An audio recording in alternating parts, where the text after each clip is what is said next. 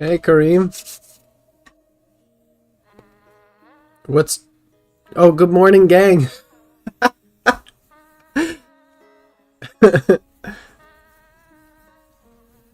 Does it need the space? You should just type GMG. Good morning, gang.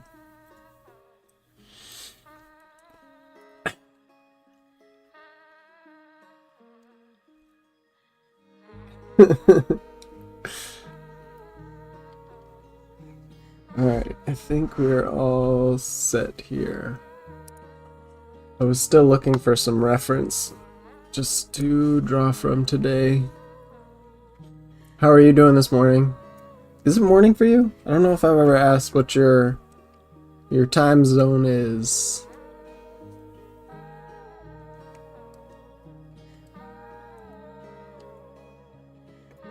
What we got on the menu today? Some Chibi stuff? Yeah, I watched, I really want to go through, if you watch anime, Kareem, I really want to go through the Studio Trigger Gainax stuff. Like Gurren Lagann, Kill la Kill, and use them as like a studying platform, essentially, to get better at, you know, the very anime look and use it for more comic-y type stuff. Yeah, they really are. So yeah, last night I watched the first episode of Gurren Lagann and I was like, alright, I gotta start this. So I figured it's good to jump back and forth between those two proportions as well, that like the more realistic proportions and then the chibi proportions. And I'm not even going full, like, there's like two different versions of chibi, I would say. One is like the uber tiny ones with the biggest eyes and like teeny tiny mouths, and then there's like almost a realistic chibi where it starts giving them a full figure. It's just shorter and cuter, and I lean towards the realistic cute version. Like there's this artist that does all this Splatoon stuff you can see here, where it's like, it's the comic proportions, right? It's the big head. It's like got the chibi look, but it's more realistic. Push.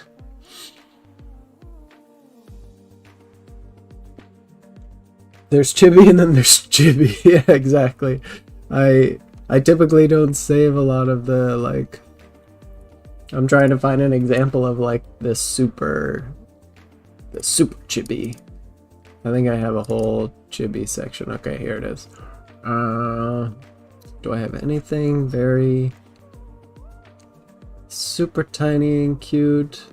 I mean, there's different sizes. So like this is different from this, right?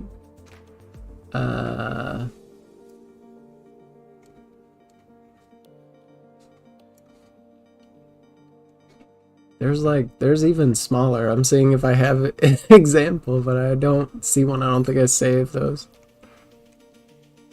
Or it's just like a head and the teeniest body you've ever seen, right? Oh, here's one. This is a fan art, I believe, of a Gundam anime, but see in the corner. Let's shrink this down. Witch from Mercury, I think it was called. So yeah, there's like 3 sides, and it gets smaller than this too, but like, it's like, ooh, super chibi, medium chibi, realistic chibi. Yeah. So I'm gonna lean towards this for comic purposes. I might still draw something that's smaller, but oops. Get out of here. What happened? Oh, there we go. So we're just gonna grab a couple more pieces of stuff and then jump into it. Hey babies, what's baby? Kareem started us on a good morning gang run.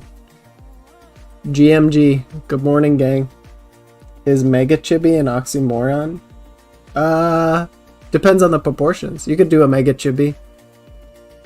Although I guess it's just realism at that point.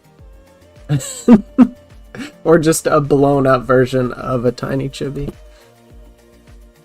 Hey Jack, how's the Discord server coming along? To be honest, I haven't touched it. I've been really busy with work. I just got I got somebody who accepted to do a website design, and I have to make a contract now, and that part is annoying. I have a template that I work off of, but it takes a lot of work to do that. But it's good money when, work has been a little bit drier than usual, so I need to make sure I do it well. Can you guys see? Yeah, it's just that. Okay, good. Good. I don't know what I'm doing here. Let me just grab a bunch of the Splatoon stuff.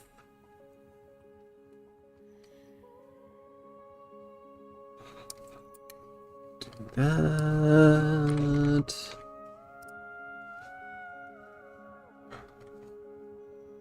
It do be like that sometimes. You'll get through it, brother. Thank you. You mean mascot proportions? Is that? I guess mascots are the chibis of the real world. Furry chibis, but chibis indeed.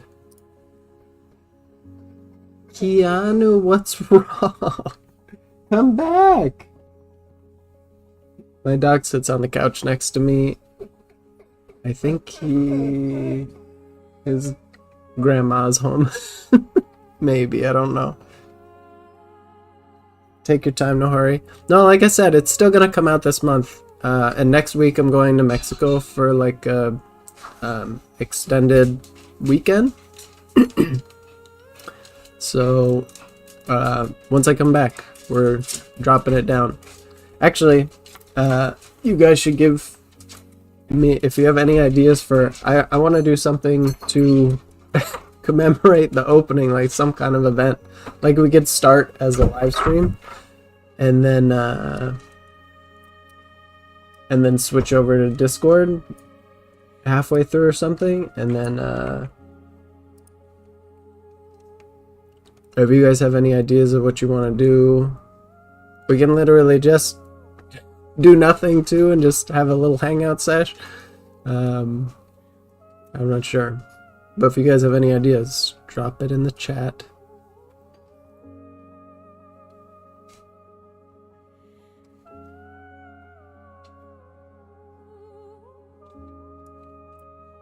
And check it out. La la la la la.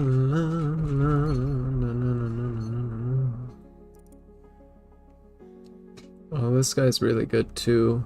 I think I mentioned to you guys, I am very inspired by Calvin and Hobbes, if you ever read the comic. And so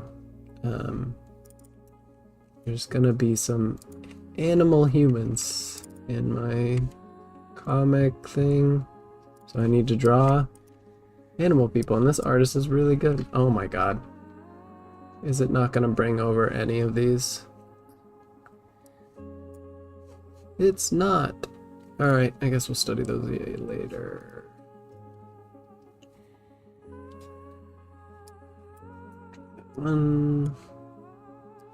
One more should do it. Hi, Art Diary. Pickup delivery station point. Wait. Hearing happy doggo noises. What's the English word for places where you pick up boxes you've ordered? The post office?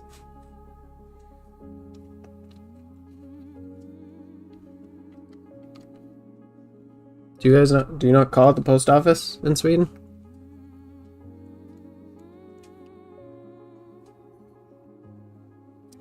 I'll do this one. Okay.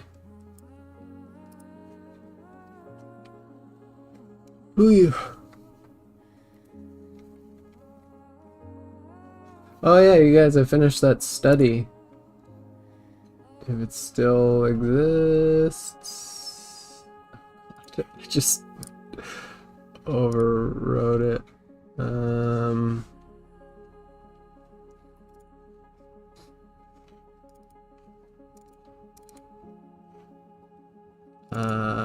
Here it is. Came out not bad.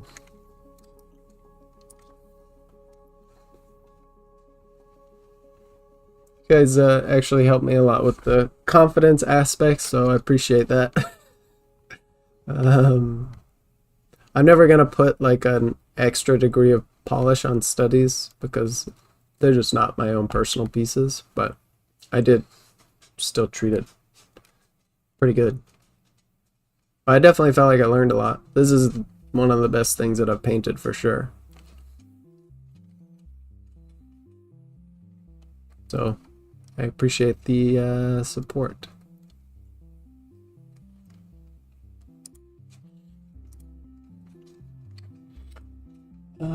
Today I drew hands from a really famous reference. Is it Bridgman? No, guess again. Caravaggio.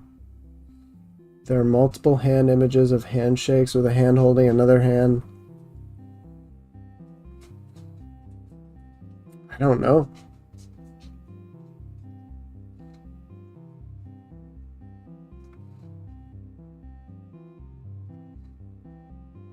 Who's AI?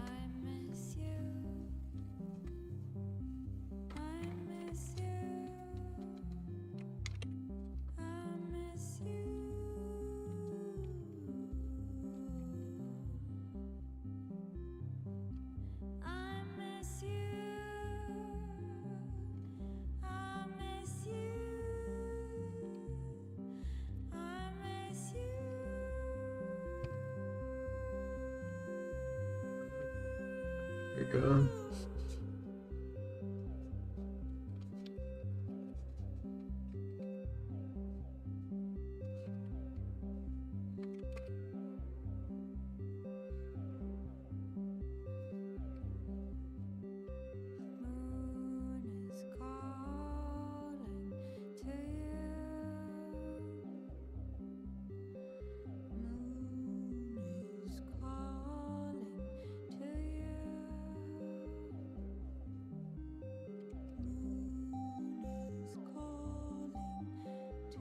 This music's really trippy.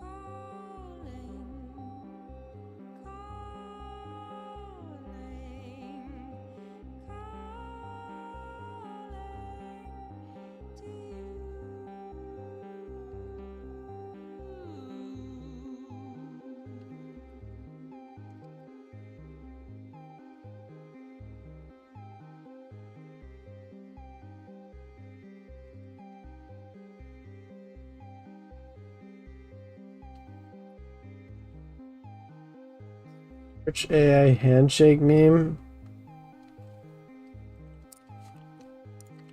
AI handshake meme. Oh god.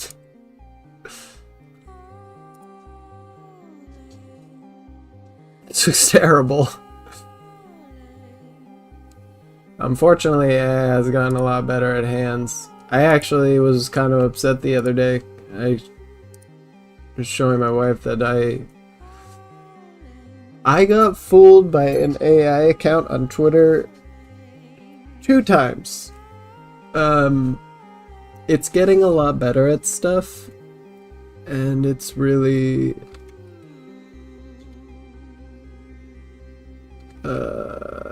discouraging. I think the industry is gonna collapse a lot faster than we realized. Not that I really had any interest in doing it. I feel bad more for people who are a part of it already. But it's also like an end to Sorry for we're talking about AI again now.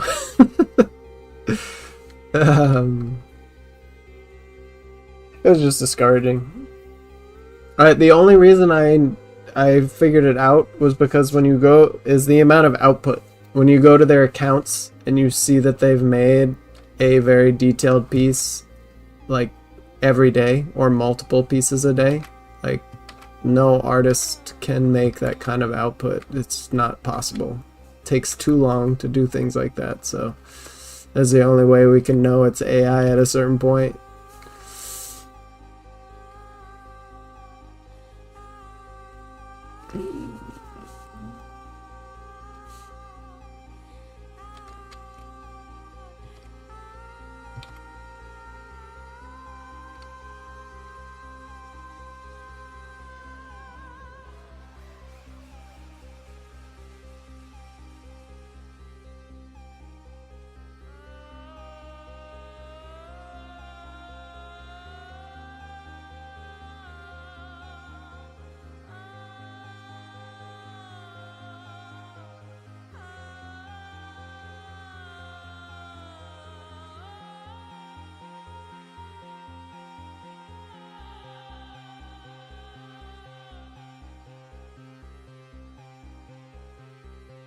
I remember when people used to use art as an example of something that machine will never be able to make because it's so human.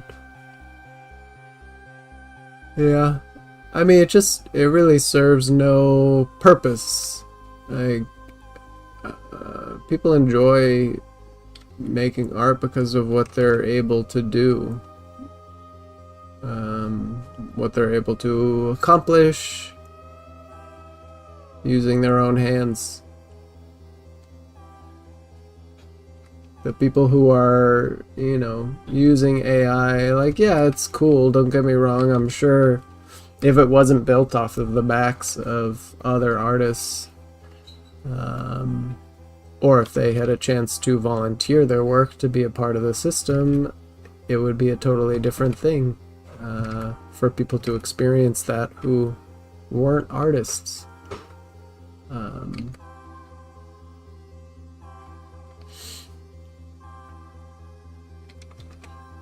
It's unfortunate that it had to happen this way.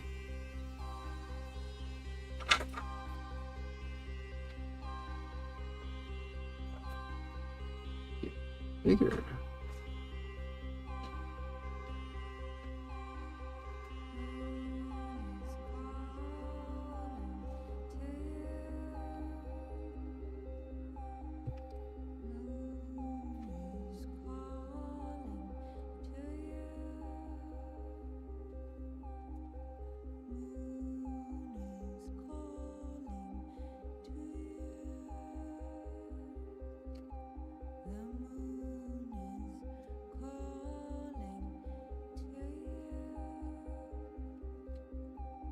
That just proves humans are machines, just a little more complicated.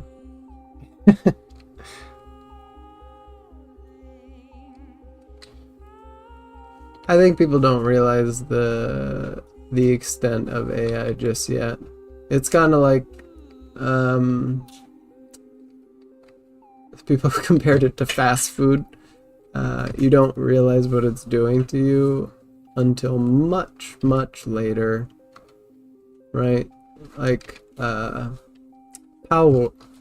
World is a really good example of this. Right, it was a critical success, even though I didn't play it because I didn't want to support that. But it clearly stole from like a lot of things, and they have openly said that they're using AI and stuff. And for many people, it combined elements of like the Pokemon stuff that they really wanted. And it used like system, like its UI system was pulled from Ark Survival Evolved, right? And then a lot of their Pokemon, or their pals, were just Pokemon. So everybody jumps on it and loves it and thinks it's okay because they just care about the media that they consume. but the first iteration is not the problem. It's the like 10th iteration down the line, because once you start doing that, it's that whole Ouroboros thing where it will consume people will consume that game that's been ripped from other games. And like that first iteration, there was some interesting stuff. It probably dies out after a little while.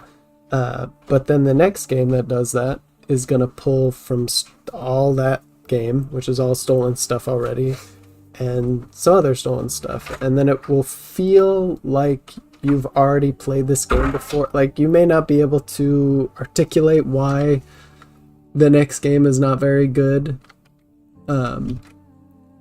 And then slowly over time, people will start to realize, like, oh, it's because we are generally playing the same thing over and over and over again. There's no...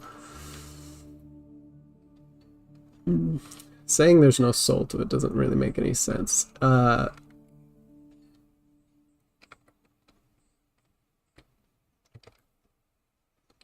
don't... It's hard to articulate.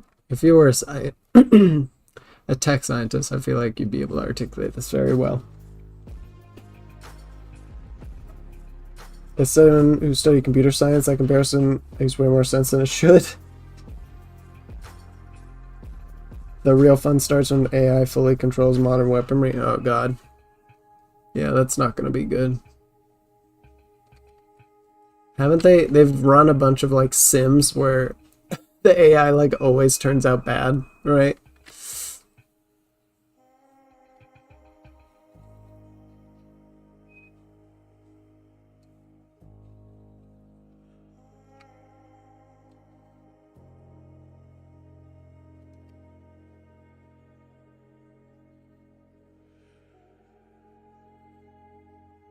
That's what I'd be most afraid of.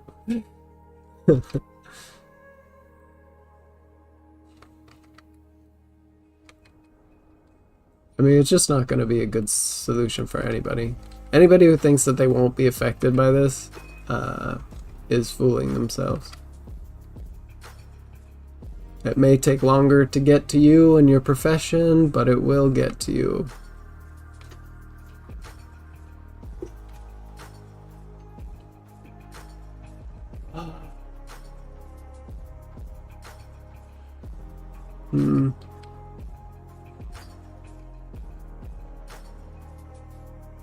This didn't come out the way that I wanted. Oh well. I'll try the next one.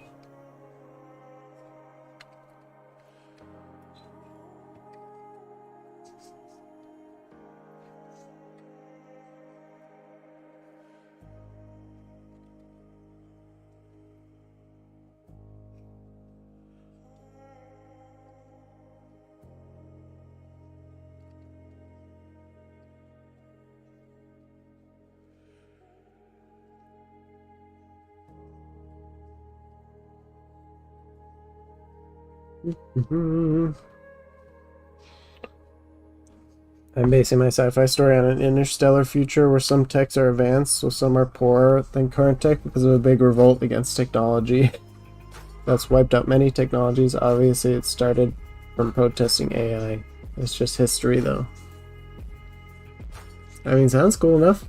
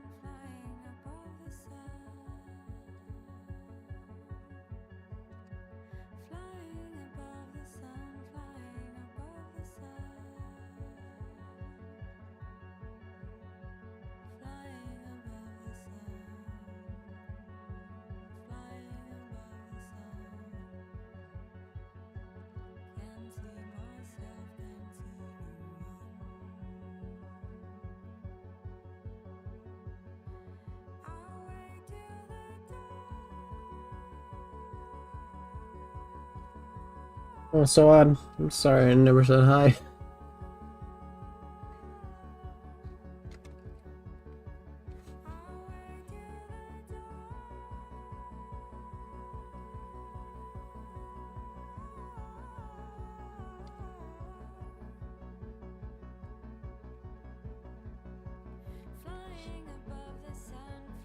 We're just living in a simulation. We keep making the same mistakes over and over again until one version of the simulation succeeds. I mean, what would be succeeding?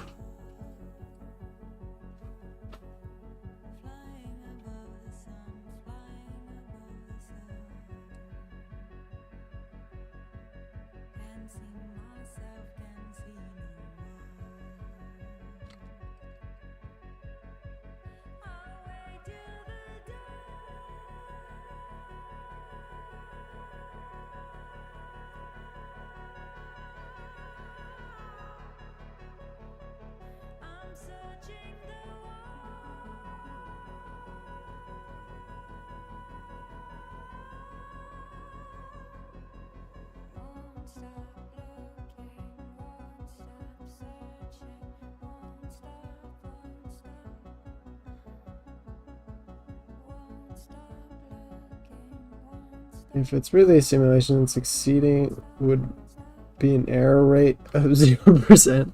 You sound like a robot.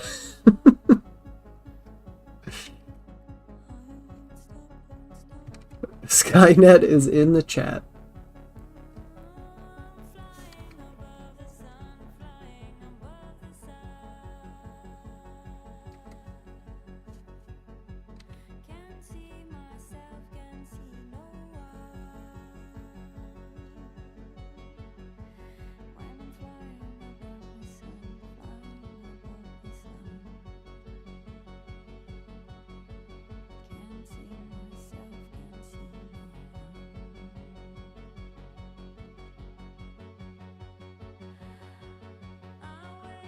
I am the AI.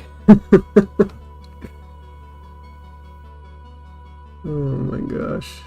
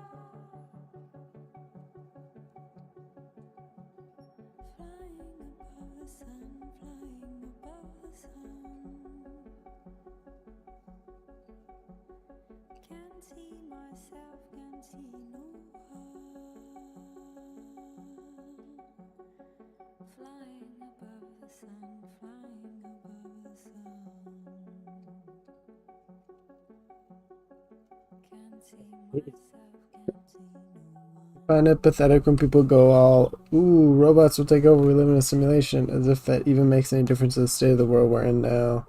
There are people being mass murdered daily right now, and people sit and muse about some dumb robot uprising. How nice it must be only to have to worry about a hypothetical Terminator. Yeah. I think it, I mean,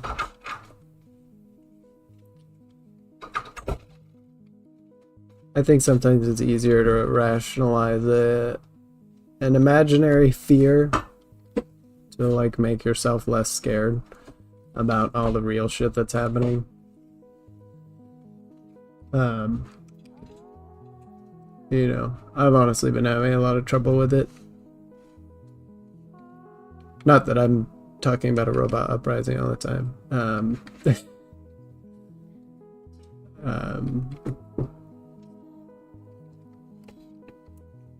And that is still a very real threat too. Like there have been articles about it. They're pushing that stuff ahead, regardless of literally all of the studies that talk about how, you know, the AI went rogue or it lied to them. Like, they're still pushing it forward. There's like no safeguards. So like, yeah, all that horrible shit is happening, and then they're working on more horrible shit. So it's just like, I mean, I don't think it's pathetic or anything.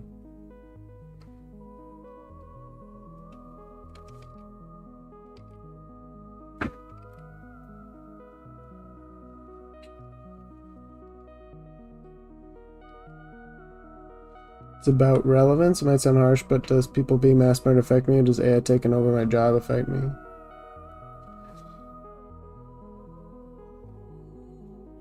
Does living in a simulation affect me? Spiritually, it might. Personally, not as much, because we got one life we know, and we gotta live it as well as we can. I mean, that's a good way to look at it.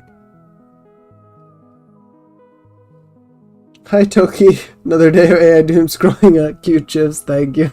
I'm sorry, I don't want to bring the chat down. You know, it's the nature of the world we live in right now.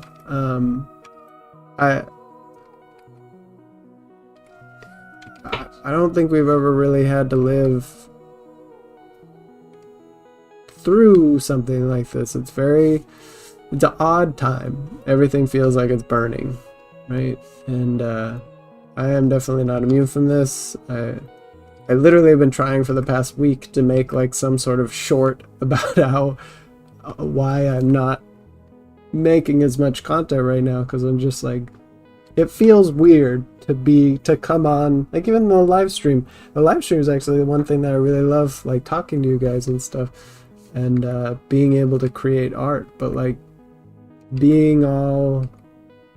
creating content and being all happy and giving art advice, be like, yeah, do it, while people are being like mass murdered and our tax dollars are being used to fund that, and all the other just horrific things going on. Like, they're trying to make homelessness illegal so that we're forced into prison, so they have slave labor, like some nuts stuff. It's hard to be positive and to make positive leaning content when all of this stuff is happening and it feels like nothing really matters. You know, everybody's diving into that whole nihilism thing, and it's really hard not to join everybody in doing that.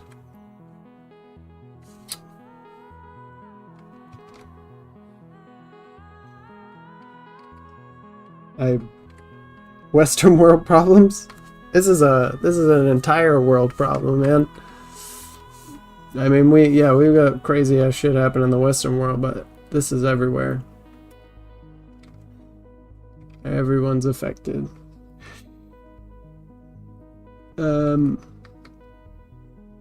You know, and for me, I'm trying to...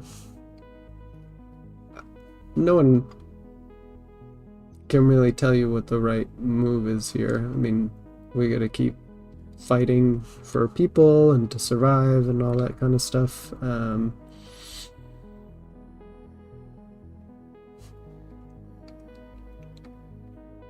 It is surreal, for sure.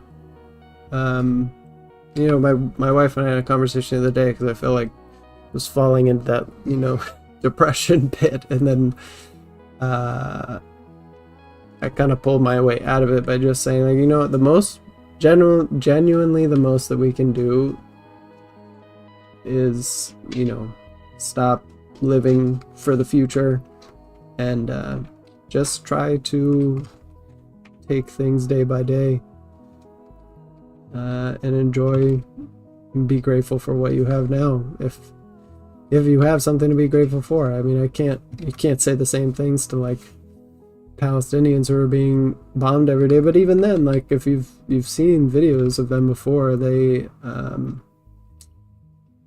find ways to enjoy themselves. Like, they were being bombed every day and they made like donuts and they had the kids dancing and stuff. Those people are some of the bravest that I've ever seen in my life.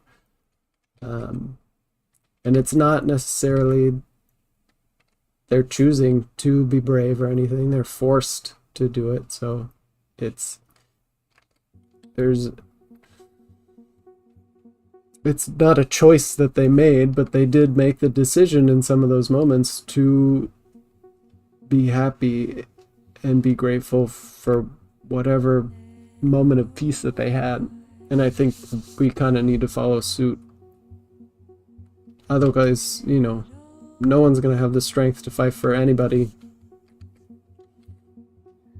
if all of us are just doom scrolling and feeling terrible about everything.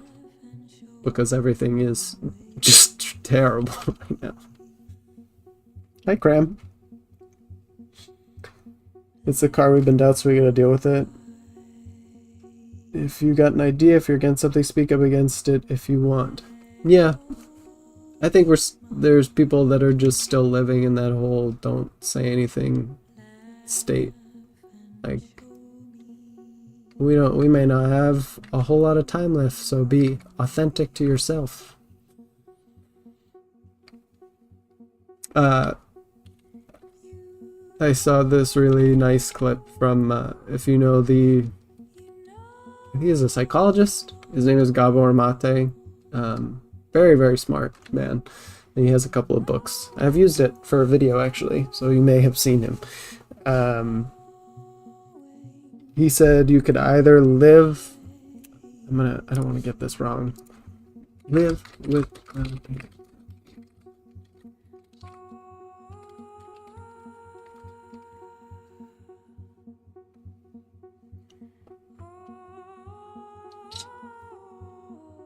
I'm not going to find it.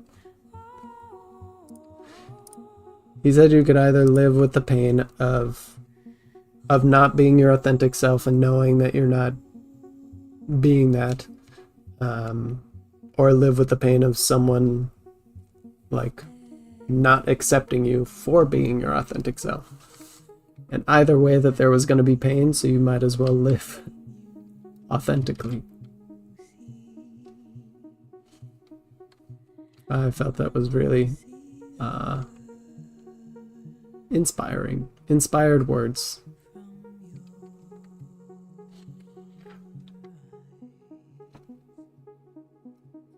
If you just want to draw cool stuff or write a fun story, even if you don't involve politics in it, it doesn't matter. You got no special responsibility. You're not a special snowflake chosen by the world. I wouldn't phrase it like that. I think everybody's special and has something to say. I think, and it's hard to say anything without politics because they've turned everything into politics.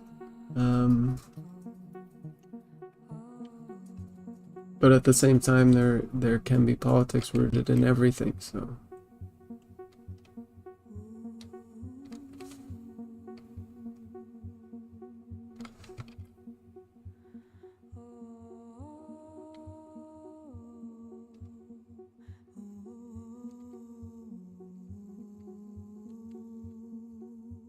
But yeah, we are all humans, and that is a good thing to remember.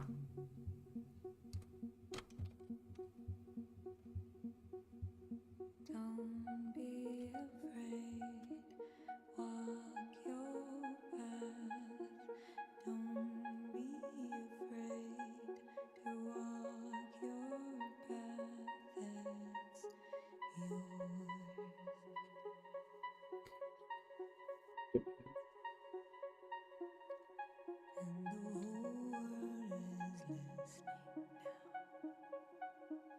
Toki. I think you're right though, we just need to appreciate the good things in our daily lives and do what we feel we can at the moment. Doom scrolling never helped anyone. Yeah, no, I think that really is the key.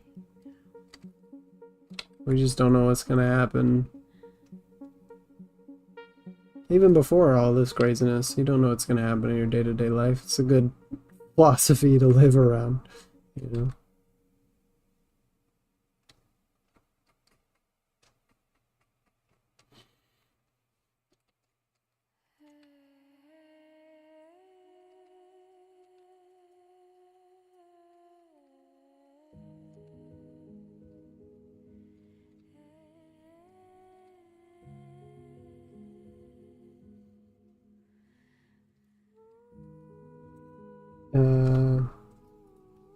What you say can be taken out of context and put in a political way, even if that wasn't your intention. After all, your experience does affect your creation. Yeah, exactly.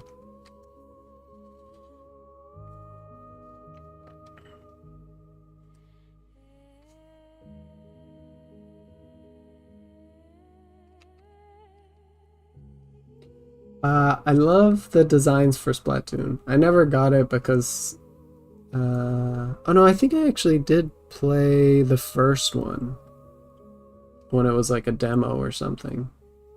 But I love the proportions and the designs, and this artist just draws a lot of. Or I have an artist saved that's a lot of comic stuff, that a lot of Splatoon stuff.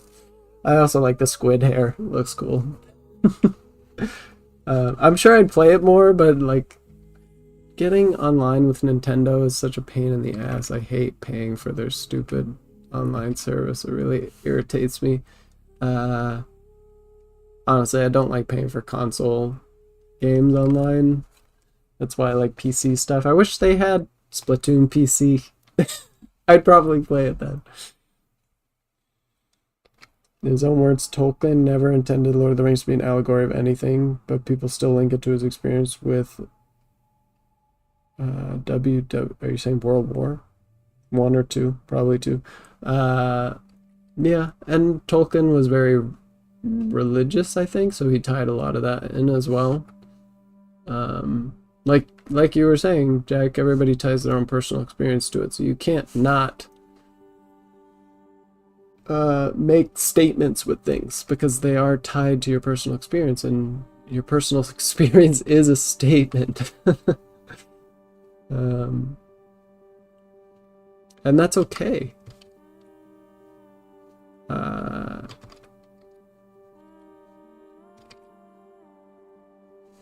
It's frustrating when people take meaning, from it with something that you did not intend at all. Like, sure, you could have a psychologist be like, okay, this person was heavily religious, so he's put this in here because he was part of religion, yada yada.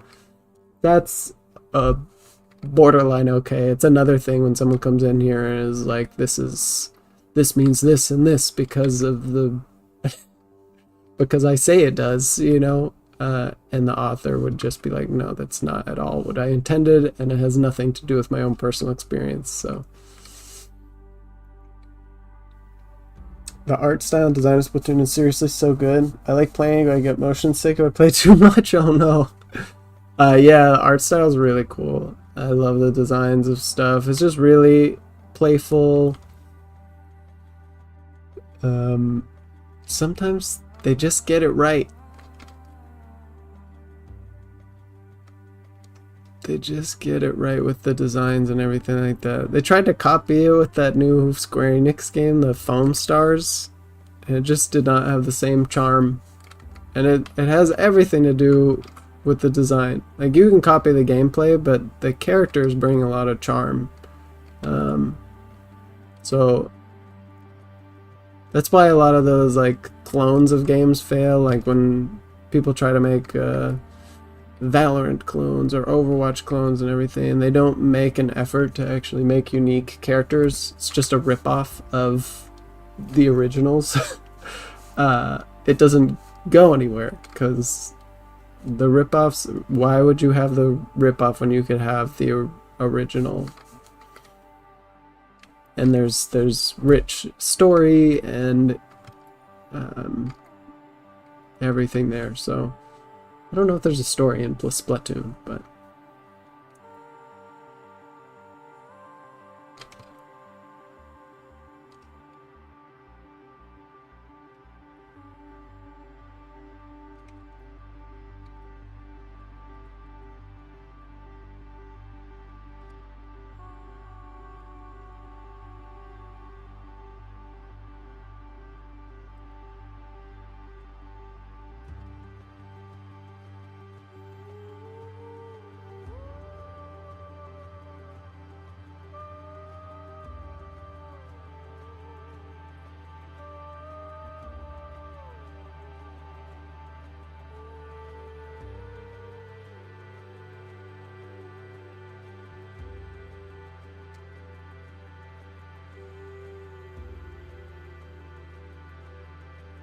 hey, 4, if you're still there, were you able to get back home all right? That's super, that when the fire happened and everything? I don't know if you guys remember, 4 had some train issues a little while back. Obviously, you must have made it home. Otherwise, you would not be talking to us today. I'm glad that you did.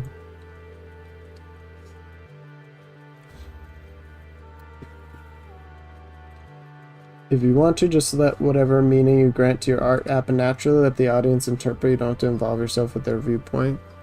Yeah, I think most artists do involve meaning and story into their work. It's how we can create something that's so interesting, even if it's something that you pull from your own experience. Like, there are artists that do, you know, they'll just toss out a portrait or something because they want to practice.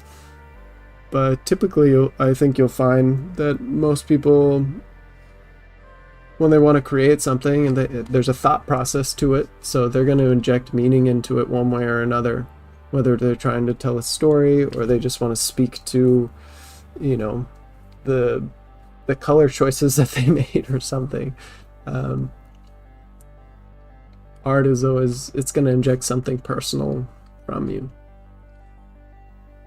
I'm on the train. Fire last week was last week, so things are back to normal now. I did almost have a fire in my kitchen yesterday, though. I wanted a baked potato for breakfast, so I put one in the microwave.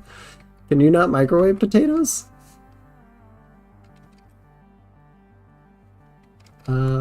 I've microwaved mashed potatoes. Maybe the skin? Did the skin catch fire? Oh, this is gonna be shorter. Boop, boop, boop, boop, boop, boop.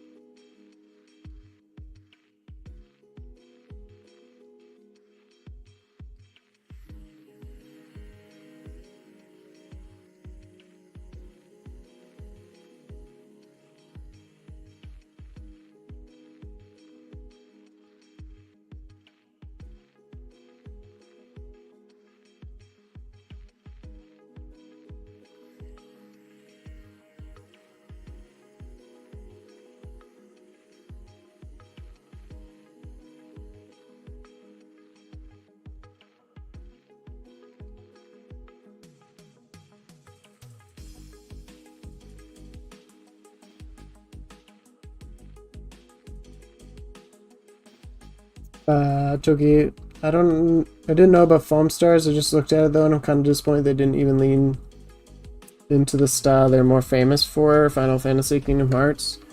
Oh yeah, I know, right? You'd think they would have done that. I feel like it would have been more popular. They literally milk their franchises dry.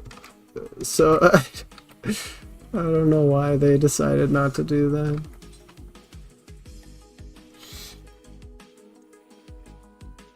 Of course I poked holes in it, duh.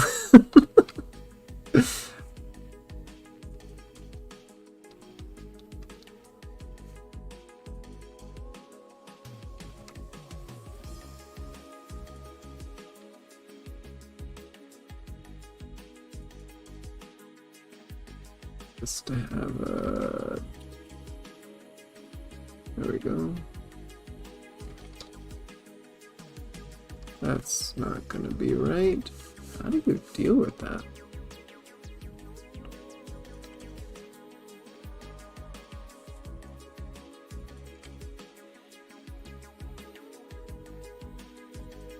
More realistic proportions or something?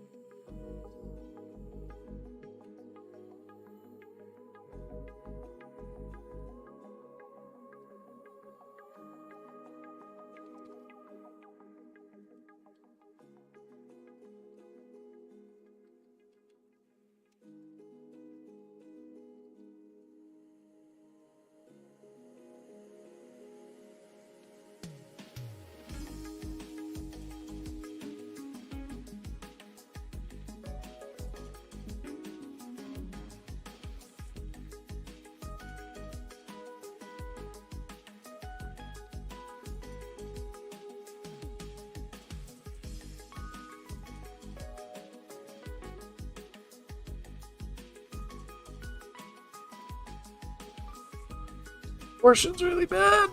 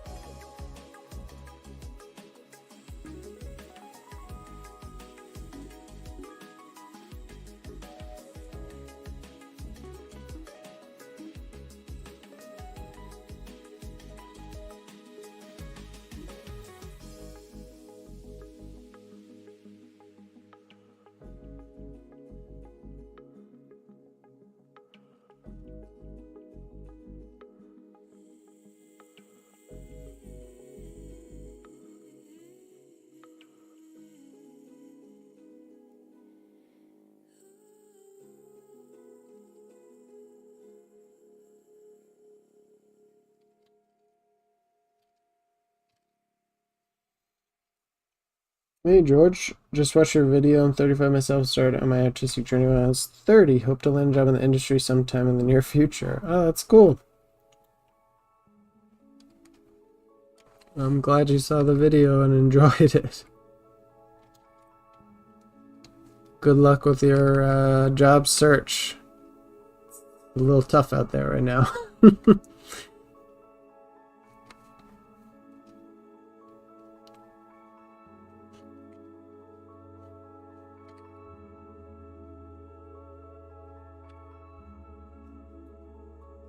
But yeah, if it's something you want to do, there's still plenty of people finding jobs in the industry.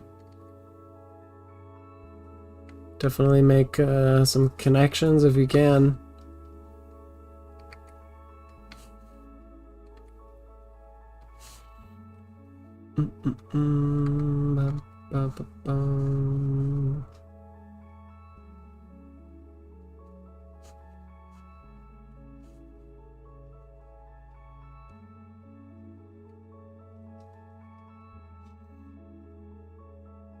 You can bake a potato in the microwave, poke holes or make cuts and let it heat for 8 to 10 minutes. I've done it before.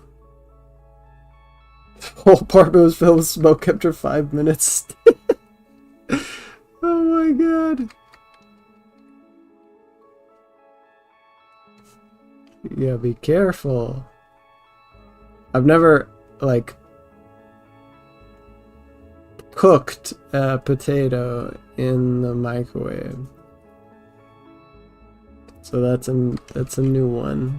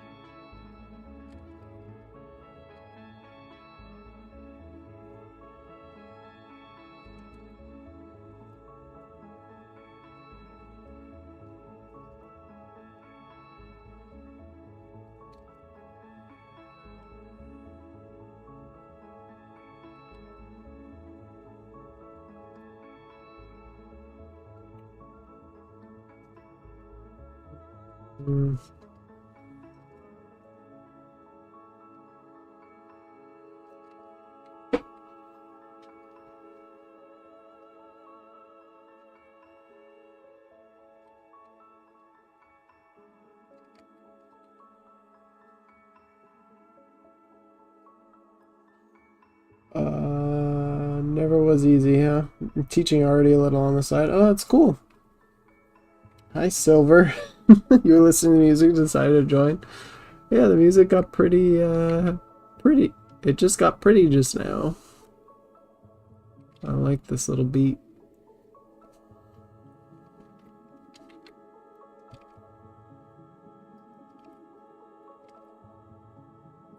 Well, I definitely fucked up the proportions on this one, so that's nice. I saved it a little bit. There's definitely some weird issues going on here, though.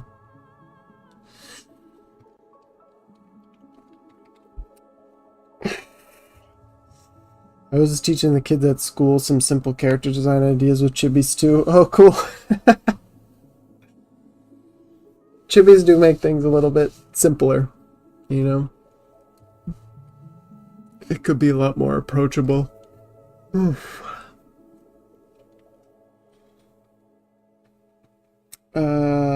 How do you draw the collarbone when you're looking up at the figure?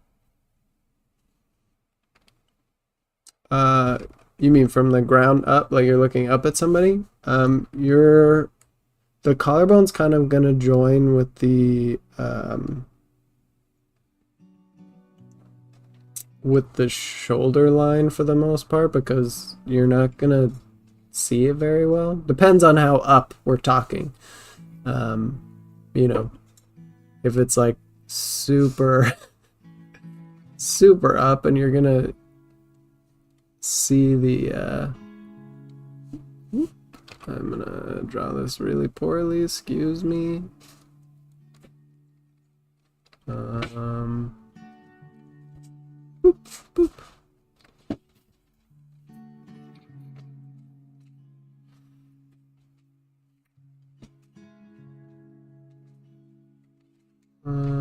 Yeah. If you're drawing from super below, you're probably just gonna see most of the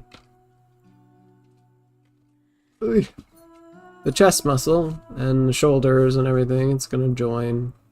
Sorry, I can't draw.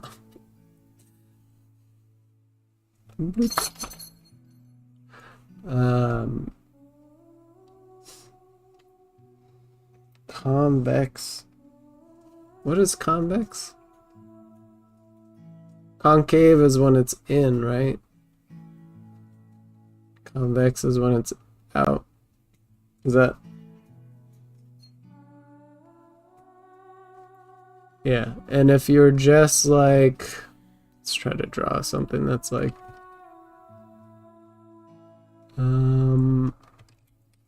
actually no, it's gonna be a little bit different than that. Not that much up slightly. Okay, that's what I was gonna do next. Just trying to, so we're gonna be, God, perspective. Let me think. So if we're here, oopsie.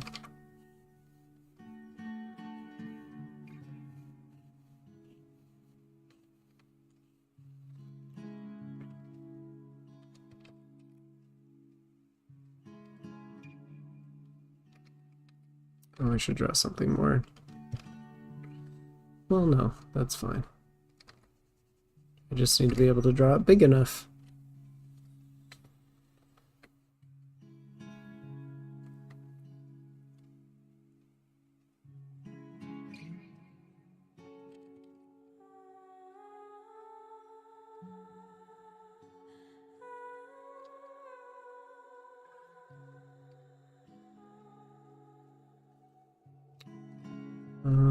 Oops.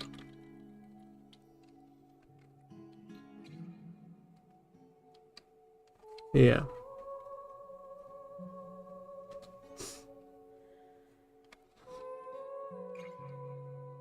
Typically, you're gonna see less of the trapezius, so it's gonna start to disappear on you, right?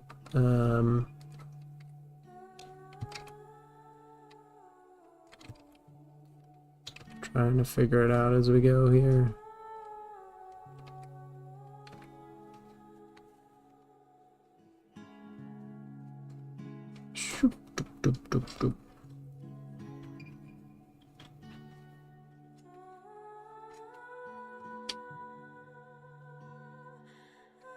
So yeah, you are still gonna see it. If it's just slightly above, you are still gonna see it.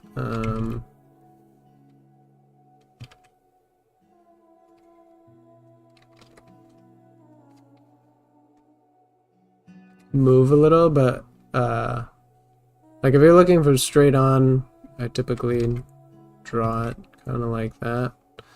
And as you tilt the angle on this, like if this is your collarbone, straight on, how do we do this? Bloop.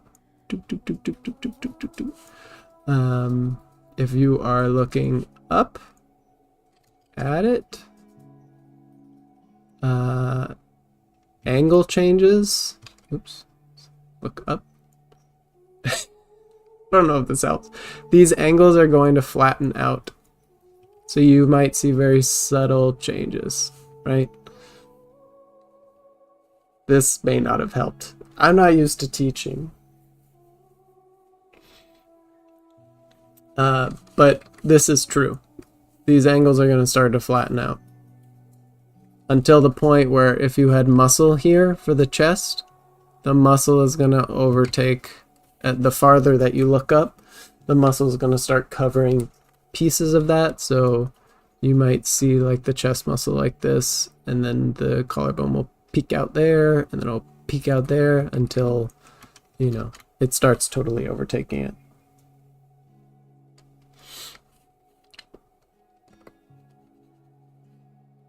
That makes sense, Jack? But yeah, if you think of it like a box, like Forrest said, it's easier to do this. So this figure literally would be like that. Oops. We start to go like this, and then you add your neck in here. You start to apply the actual torso into this box.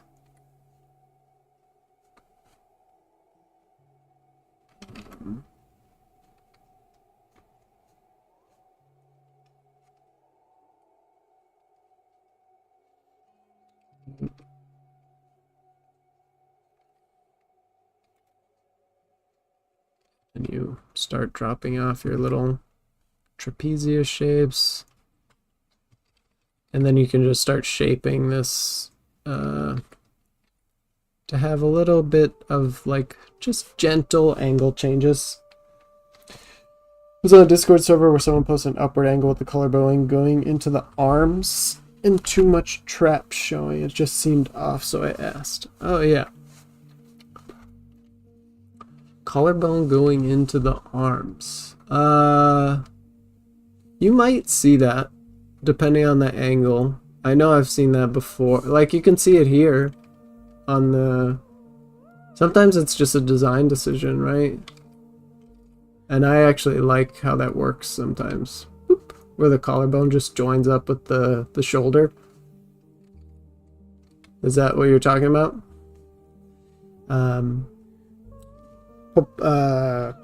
When you're doing angle changes, like you're looking up at an object. Oh my god. Or down at one.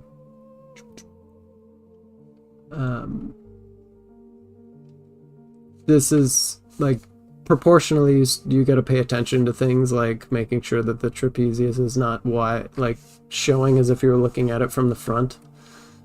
A lot of people typically make that mistake. They'll push things to like as if you're looking at it from above or below, but then they'll start twisting it so as if you're looking at it straight on.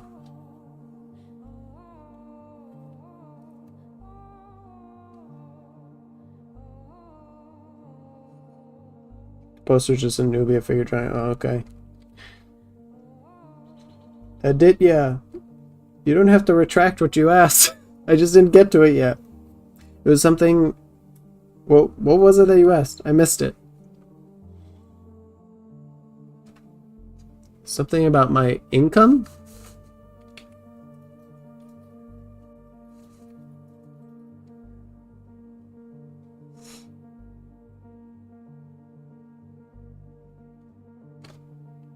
Yeah, I would agree with 4. Just a newbie doing their best and making mistakes.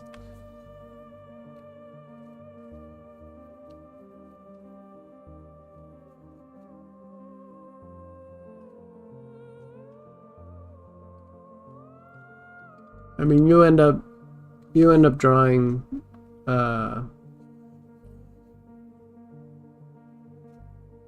lot of weird stuff when you're trying to study, because you like think that you know certain things and you're not totally adhering to the drawing, or maybe the drawing has a mistake. You know? Actually, I don't like this one. I'm gonna not do that. And I'm gonna not do that one too.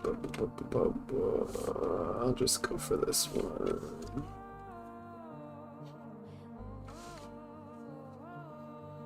It's cold, guys, even though the sun's out.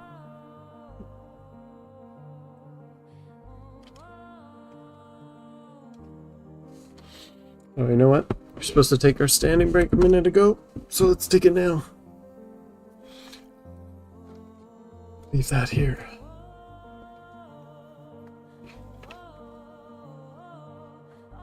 Aditya, if you want to ask your question again, that's cool.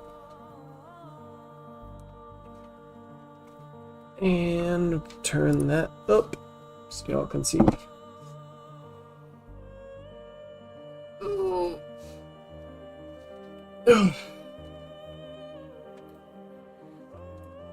Something about the source of earning, I think. Not sure exactly what they meant. Yeah, I saw it.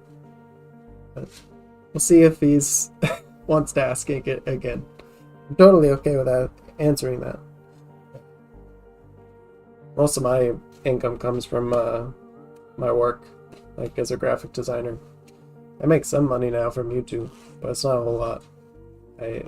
Like I said earlier, I've been struggling with all the stuff in the world, so I haven't been making content, and it's just I do have my next video ready.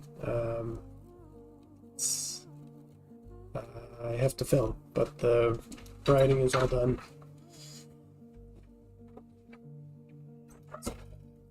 Ready to go.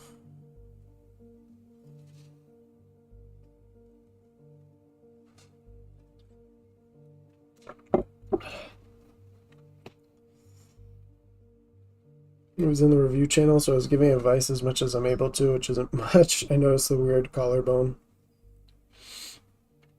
Sometimes it's enough to tell them that the collarbone looks up, but you can't tell why. Yeah, that's what I would do too, if they were looking for help. So I would just be like, I can't pinpoint why the collarbone looks up. And sometimes it's not. It is funny, like, maybe it is the collarbone, like, I'm not doubting you, but sometimes when I think I've made a mistake on, like, proportions or certain areas, it's the stuff around the thing that I drew that is actually wrong, and it's not like sometimes beginners have trouble seeing that too. And I've been guilty of this as well.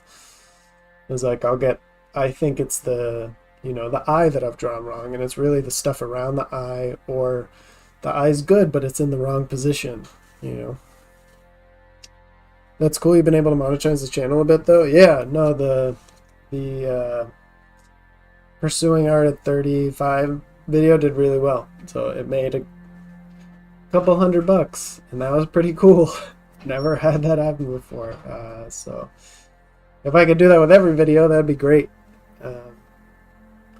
But I'm just gonna keep making videos that I like and I think that will help people, and if it ends up being good and people enjoy it a lot, like that one, then that's cool. And if not, then I did what I wanted to do, and hopefully it still seems like it helps people. So Audio Cafe also suggests observing upshots of real people and noticing the location of the collarbones from those perspectives, and looking at how parts overlap based on how deep the perspective is. That's a good idea. Audio Cafe. Those overlaps are really important as you start to do more perspective-y shots, things that are not straight on. How you manage those overlaps is really important. Even now when I draw faces, like when I draw like a face that's looking up or something, I'll draw the nose too long until I realize like, oh, I'm looking from above, so I'm just gonna see this underplane a lot more. I want to make a YouTube video without my face or voice or AI voice, so I was thinking of just cool animated text. You could do that. Why not? You could also do your voice and then use a voice changer if you're really that uncomfortable. I mean, you should just do your voice, but if you don't want to do that, like I said. Toki, I'm turning 30 this year. Congrats, Toki. Yeah, 30 was a little bit of an adjustment. I'm definitely starting to feel my age more. Like, if I don't do stretches and and strength training and things like that, I feel is there something up with me? Oh, it's just my glasses. My body feels sore. Like my neck is permanently just messed up, and I have to do like physical therapy for my lower back and stuff. So you really got to pay attention to that as you move into your 30s, because it will sneak up on you. They tell you, like, if you work on mobility and strength and stuff, that your body will be pretty great, because you lose a lot of muscle mass as you age. Your cells are slowly trying to eat more veggies that might help. I'm plant-based, Silver. Vegan, plant-based diet. So yeah, I do pretty good because of that. I feel like if I ate worse, I would definitely be feeling way worse. I just have issues. Like I have my spine at the bottom of my back is not totally fused. I guess it's just something that happened when I was born. So the disc kind of slips a little, and then I also injured it. So at one point it was slipping so much that it was pressing against my nerves, and I didn't know what was wrong. I just started feeling pain like down my legs, and I felt it spread, and then I felt it spread up, which is weird. You'd think your back wouldn't affect it goes everywhere. Your nerves go everywhere. So they finally figured out what was wrong through like a CT scan or something. It took a while, and then they sent me to a physical therapist, and ever since then I did the physical therapy, and it's like strengthening your back muscles. The two like tubes that come down, I forget what they're called, and it helped like pretty quickly. So I just have to make sure I do that and don't get like lazy and stop doing it. Not my cells. Voice sucks. Hearing it recorded makes me cringe, and I have an urge to rip up my vocal cords. Yeah, I definitely didn't like my own recorded voice at first. That was tough to get used to. Everybody hears themselves a little bit deeper, I think. Is that the trick? Everybody hears themselves a little deeper, and on recorded they sound like higher pitched, which is your actual voice. That's how people hear you. So it is weird to hear yourself recorded, but that is how people hear you all the time. So I don't know if that makes you feel better or worse. By real people, I don't mean walking out and about and asking someone to wait while you observe them. Watch film, look at photography, look at various sites that have real models posing, or attending live figure drawing classes. Yeah, that's not a bad idea. I think there's some liberties that you can take too, just like when you study, figures from straight on, some of that, doing some problem solving yourself of like, if I turned this in space, what is that going to look like? And doing those kinds of problem solving things, and then looking at reference, like you said, can really help. Because when you work it out for yourself, you are problem solving, you're figuring things out, and sometimes you can make some really interesting designs that may not be quite real, but they look better. So didn't know you were a plant, Zeph. Jack, I don't have friends. I don't need no friends, so no one to ask. The internet is great. We're starting to ask anyone. Yeah, I mean, I personally don't really have any real in-person friends. Pretty much all my friends now are online. And my wife, through my wife. So that's okay.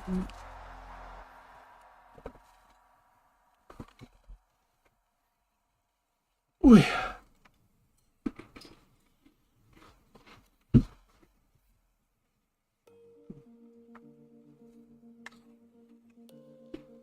I swear to God, I'm gonna get rid of this iPad. Literally it was at 100% when I started this, and it's at 10% now. Apple products are so stupid. They die on you so fast. And now we're protesting for the Congo, right? So screw them. Don't need the products anyways.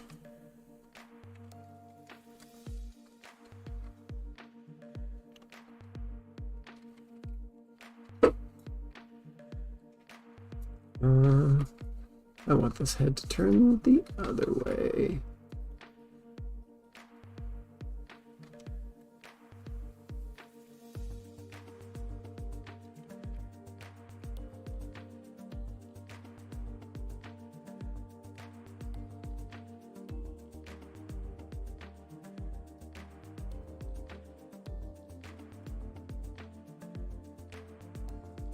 Hey Nas, Discord is probably gonna be up.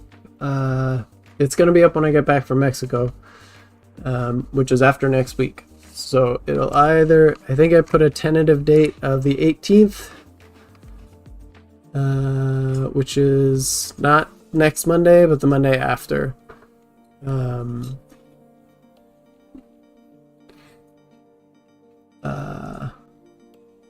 Not that I typically stream on Monday, but it might not be exactly the 18th. I left it as a tentative date, but it will. I'm gonna do my best to make it that week for sure.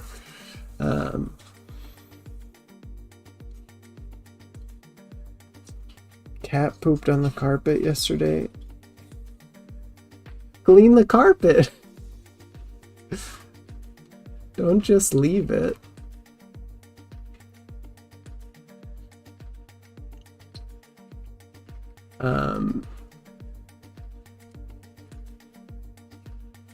Yeah, this month has turned into a little crazy busy month, but yeah, the Discord will be out this month for sure. I'm not gonna delay it any longer. You guys are really dying for that Discord. I don't blame you. It's fun to have a community and be able to post this stuff, especially when we're talking about things that we kind of need to share and we don't have a space to do it.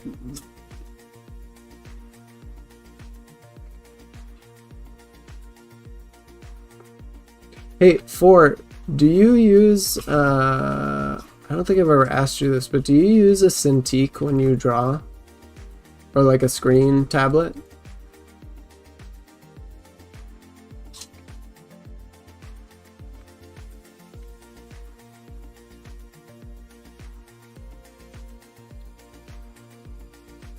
Toki friends are good. I think there's some stuff about happiness in people's lives seems to go up with the amount of friends and loved ones in your life. Also, people live longer with the community.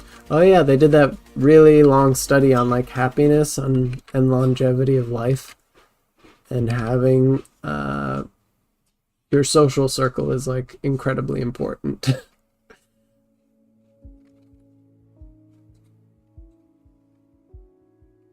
I hope online friends count in that study. Did they did they check online buddies for people you play Helldivers with and for democracy?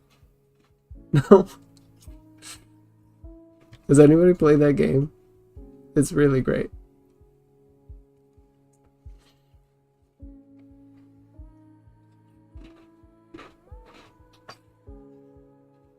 Oh, you can sleep before cleaning everything. Oh, dang. Is it a big carpet? I might just throw the carpet away.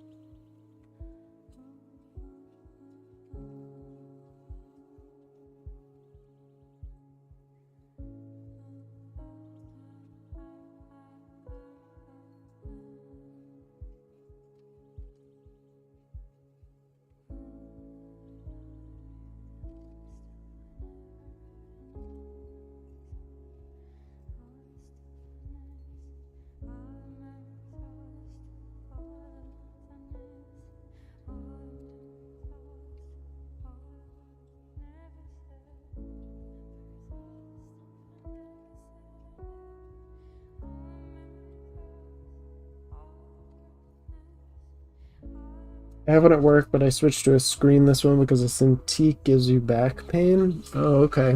Interesting. I'm guessing that's the posture that you have. Do you not have like a stand or a like a flex arm or something? What do you use to prop it up?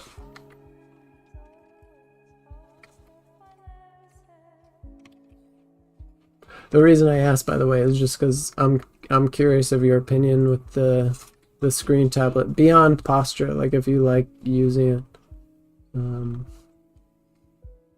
I started using I went to a coffee shop to work with my wife the other day, and I brought my iPad to like use Procreate and try that out. So just to get used to the screen tablet stuff again, and it was challenging, and I'm wondering if it is a little different with the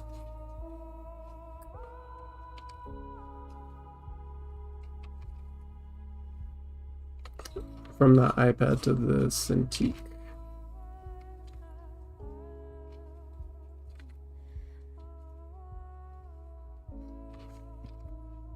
I mean, it obviously has to be, but I'm just curious if anybody has experienced both. I was just wondering what your experience was with the screen tablet. I realized I didn't ask you.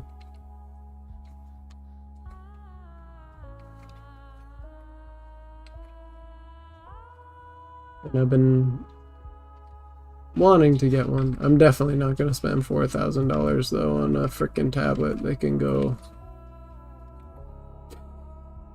I am absolutely going to get a discount wherever I can, and if I can't, then I'll buy it secondhand at some point. There's no way.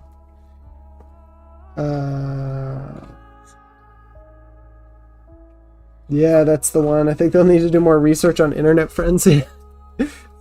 They probably will have to do that, Toki.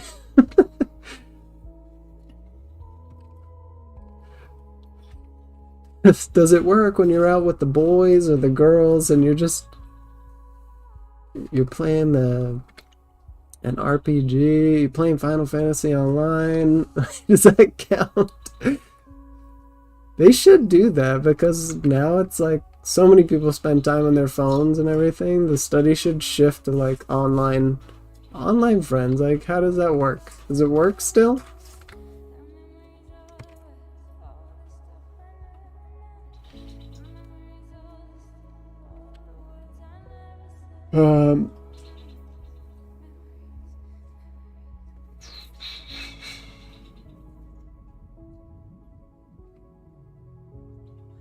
The Cintiq has one of the flex arms, but it's still heavy and bulky. You heard good things about XP Pen tablets? The refresh rate of the Cintiq I have doesn't seem to go higher than 50 Hz, which sucks, so it feels like you have a tiny bit of stabilizing on. Yeah, so, Choki, one of the reasons why I'm really it's kind of an annoying personality trait, honestly, but I'm a stickler when it comes to like technology and stuff, and I know that they just came out, so shouldn't really be complaining. But two of the things that are really important to me with that, wanting to purchase the screen drawing tablet, is the brightness, and as Ford just pointed out, the refresh rate. And the new Cintiqs have 120 Hz refresh rate, which is what the iPad has, if you've ever drawn with that. All the Cintiqs before that, and most of the other brands like XP Pen and stuff, used 60 Hertz. And for whatever reason, the Cintiqs were not bright at all. Like, I just looked at an old Cintiq Pro, and it was at it was like 260 nits. In comparison, my monitor, the brightness is like 400, I think, or 350. You'd think it wouldn't make much of a difference, but it really does. I remember originally I had an older screen and it wasn't very bright, and whenever I transferred it over to my Mac laptop, like my paintings and stuff, all of a sudden there was a huge range of brightness. So imagine painting and you think that you're in like your grays and whites and everything, but all your values are squished. That is not good, especially if you want to be a painter. Obviously, people have gotten through it and everything, but it's just not something you really want to train on, where all your values are squished like that. So if you have like a really bad, not bright monitor or something, I obviously wouldn't suggest sticking with that for a very long period of time if you're trying to learn how to paint. But that's why I don't want one of the older models or some of the XP Pen stuff, or because they don't have these new specs. The new Wacom tablets are the only ones that have 120 Hertz with, I think their nits go up to like 400 now.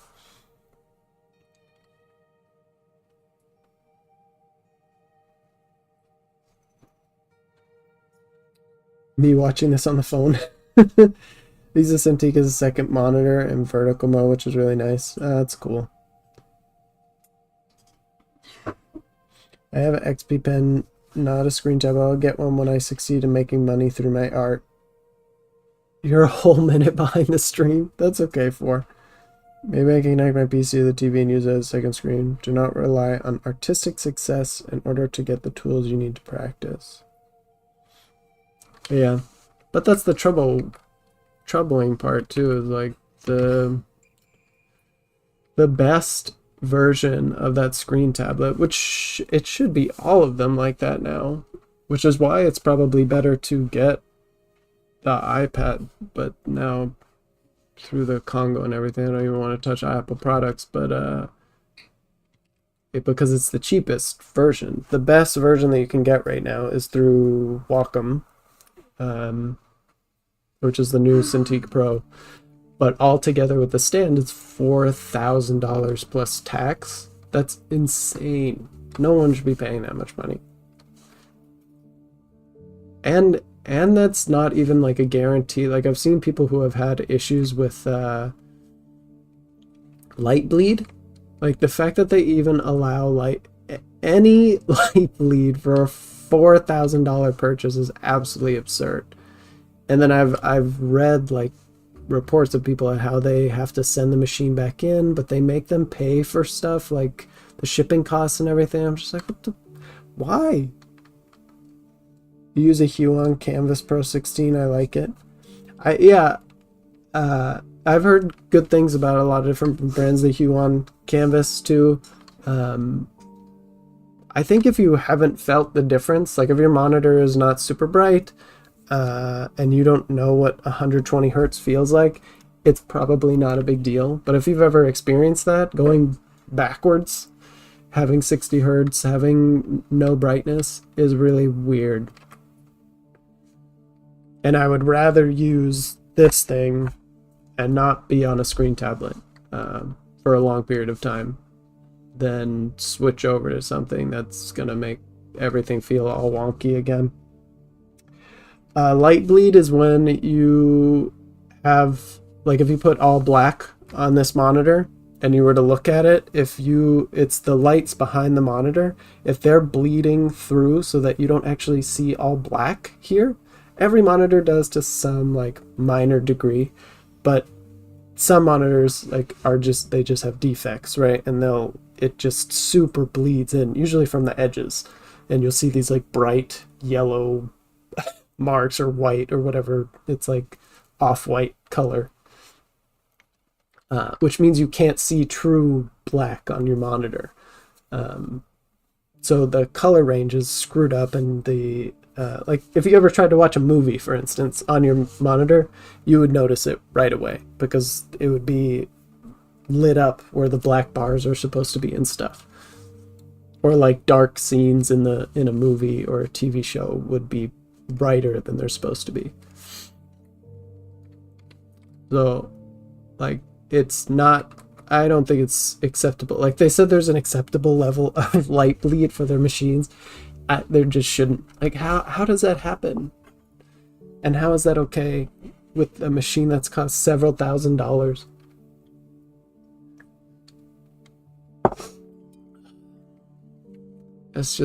That's not right.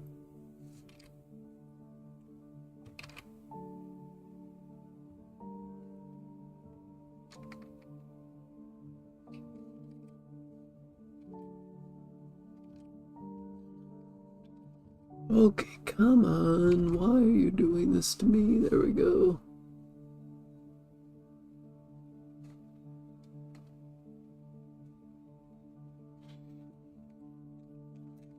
I might explain a little bit why I don't like my XP Pad and tablet as much as my iPad. I'm embarrassed to admit I bought a computer tablet and hardly use it.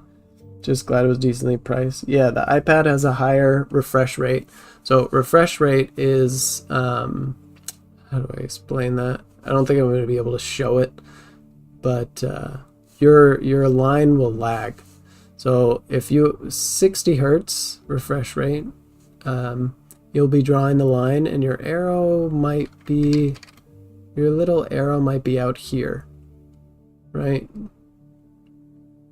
And this is where you're drawing. 120 hertz, you're not going to notice it. Your arrow will be right here as you're drawing, right? There's going to be a delay. That's the same thing if you're dropping down paint or whatever. So that feels weird. There's a disconnect there. That's not, I mean, people, again, overcome it because professional artists were using the previous Cintiqs, right? So they figured it out. But again, if you go from here, 120 hertz, back down to here, it's gonna feel really wonky. So yeah, that makes sense, Toki, that like the iPad is here. The Cintiq Pro, the new Cintiq Pro, not the old one. And then pretty much everything else is back there. Unfortunately. My iPad is 7 years old. That's alright.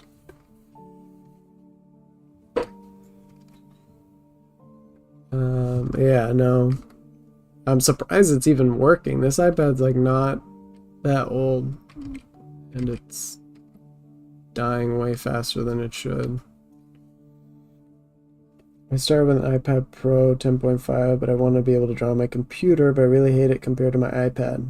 I hate not having the gesture, zoom, and rotate too. Oh, that's troubling. People make good art with screenless tablets. Screen tablet just makes the experience easier. Screen tab. I mean, if you saw the most recent video I made, screen tablets are not just about making the process easier. It's a more natural way of approaching your art, right? Because when you use these non-screen tablets, I talked about in my video, like when I draw a head this small, right, on my tablet, I'm actually, my screen is 3 times smaller, 3 times larger than my tablet, right? So I'm actually drawing this head this size. Everything's really tiny when it's showing up like this on my monitor, right? I don't know if this is exactly 3 times the size, but it's a lot different. And it's not something that can't be overcome. Like your development is not going to get permanently destroyed, but it would be better for you to be on, you know, come on.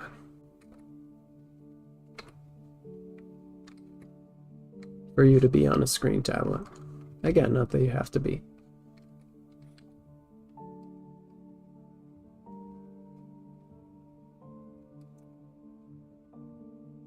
Yeah, so you're going to be using different parts of your body when you're on the screen tablet because you're going to be drawing a lot bigger to draw heads and eyes. And if all you're used to is these little like tiny marks, because that's, I think I'm making, you know, big marks on my screen, but it's actually only this big on my tablet. That's probably like that big. But in actuality, like with this one, the head that I drew is this big. I'm drawing like that big on my tablet, and to draw this, I just drew this big. It's just not it's not good practice for your body. So that muscle memory has to be retrained. You may still have the knowledge up here, and a lot of it does have to do with knowledge, but your muscle memory would have to be retrained, and it's not a great process to have to push yourself through. So honestly, if you're wanting to do digital, that's why I said in the video I would choose a screen tablet if I could.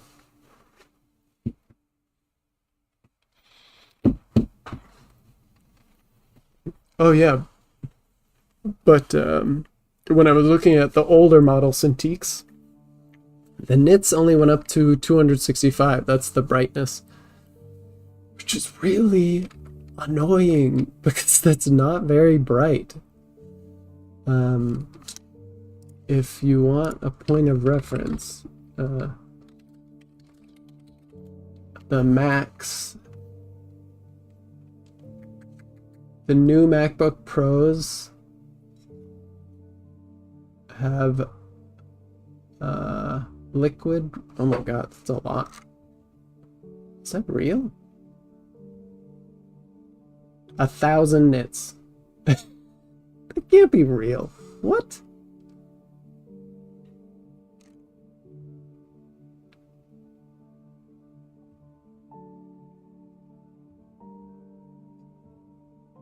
Okay, I think it's actually 500. Yeah, because that seems super high.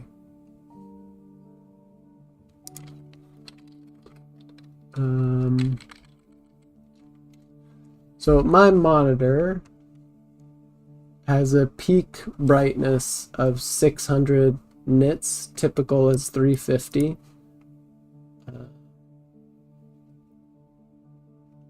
So anything less than that is going to feel dark to me. And the old Cintiq Pros were 260. It's really annoying, like, specs that you gotta pay attention to when you're looking for monitors and stuff. Like, you gotta pay attention to this even if you're not searching for a drawing tablet. You gotta do it for monitors as well, right? So either way, this is good information to know.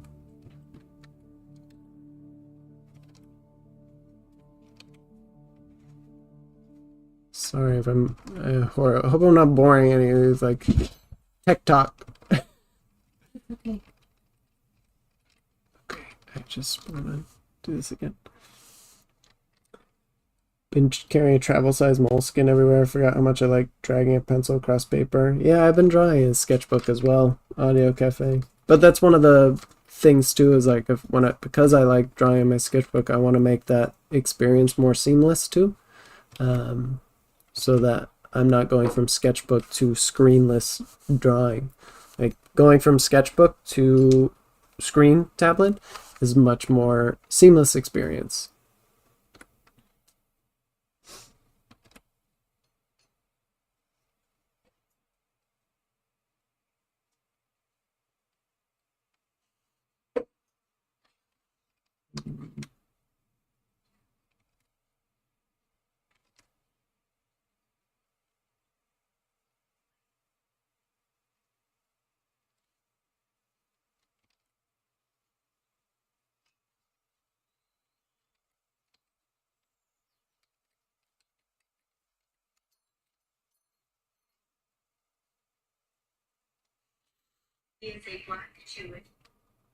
I know when I borrowed my friend's Wacom Bamboo back in the day, I felt like I could rotate and zoom pretty easily, so it might be that I have customized the controls well enough. I bought an XP pen a few months ago and haven't used it very much. I can't very well justify buying a screen tablet. Yeah, that makes sense.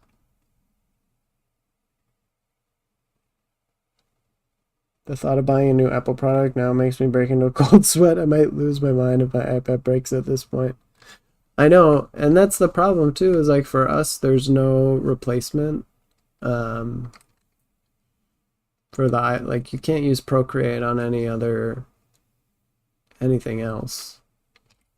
And it's genuinely the cheapest option because the iPad's what, 1,000 now? Does anybody know how much the iPads are right now? And like, I don't want to support the Apple with all the Congo stuff right now. But like, what else are we supposed to do? I don't have the money to buy a $4,000 machine, nor do I want to spend $4,000 on a tablet. Again, I know that there are alternatives.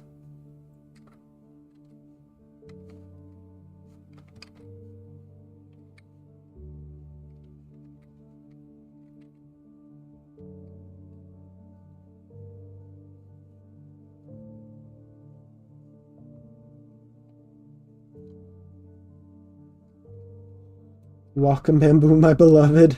Apple is way overpriced from what I hear, and I don't hear much. Pro is pretty much guaranteed 1,000. Air will get over 1,000 pretty easily too. I mean, overpriced compared to what?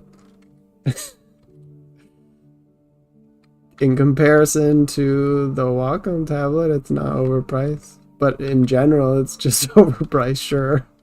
Especially since it breaks down slowly over time, which is dumb.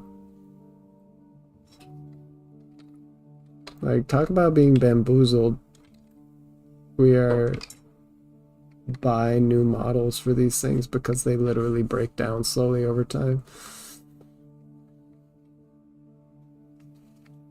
Oh, that didn't come out good. The legs. Let's try that again.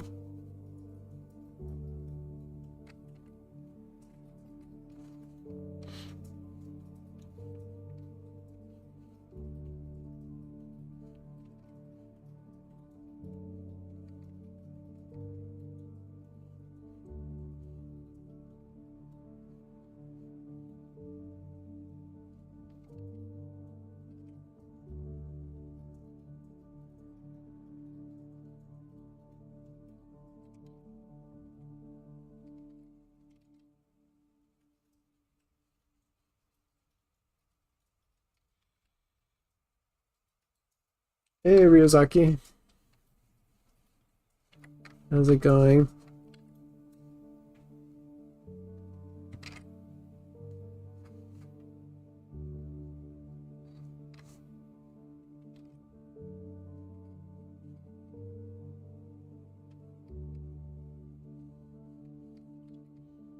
Yeah, I almost kind of wish that I had gotten a screen tablet first. Like, one that was just whichever company that was cheaper.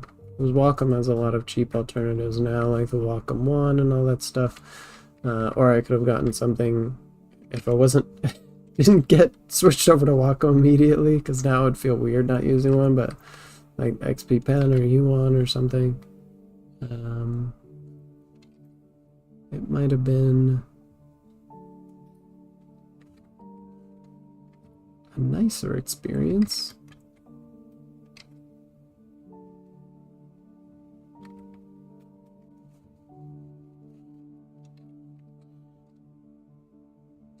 That seems alright.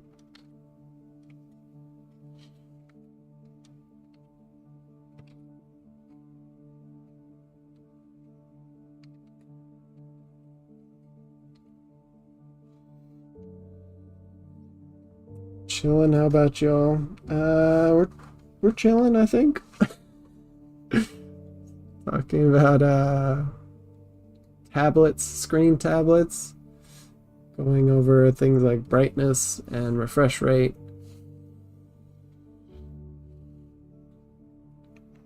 Trying to figure out the cervical spine way harder than it looks. It might actually be just as hard as it looks. Cervical, is that like a, is it just the term for spine? Cervical spine. Oh, the neck.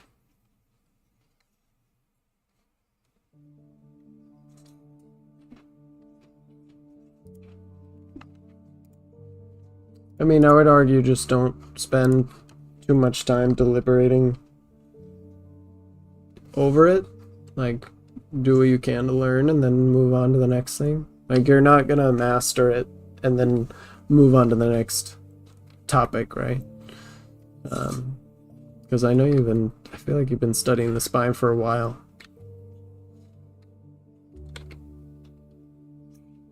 My home still smells like charcoal from the microwave potato. Yeah. Yeah, probably because the smoke got into the wall. You're gonna have to, like, not just air it out, but also wash the walls. Like, scrub them down. I'll show you all the potato once we get the Discord server. Okay, sounds good.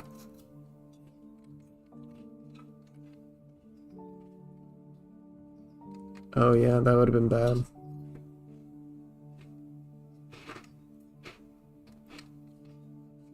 Plus, then you get that leaching into your potato.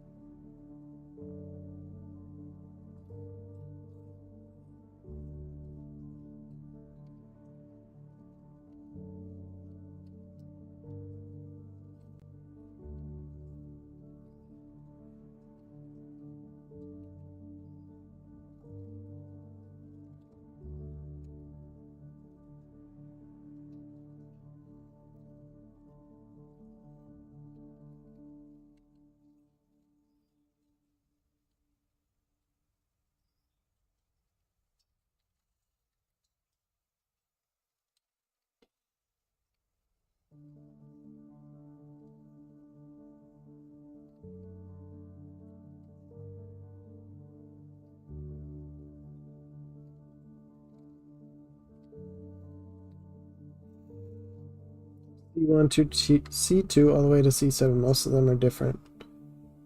Do you really want to be like the map? You want to learn the bones really well or something?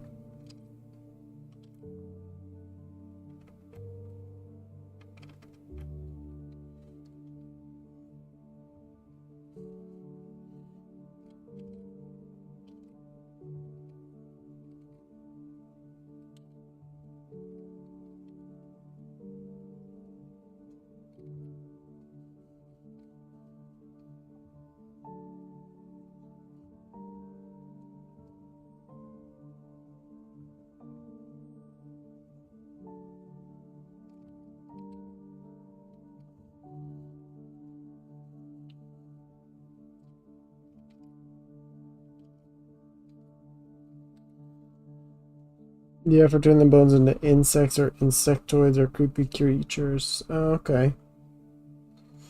I'll have to talk to my landlord about the wall cleaning.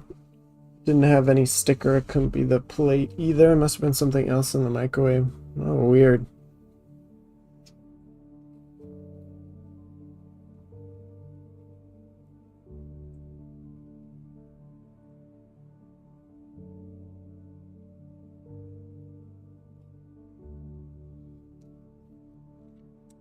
So, rules and roles channel and introduction channel. I'm not going to introduce myself. The rest, 3 of 4, should be art and resources channel. You talking about the Discord?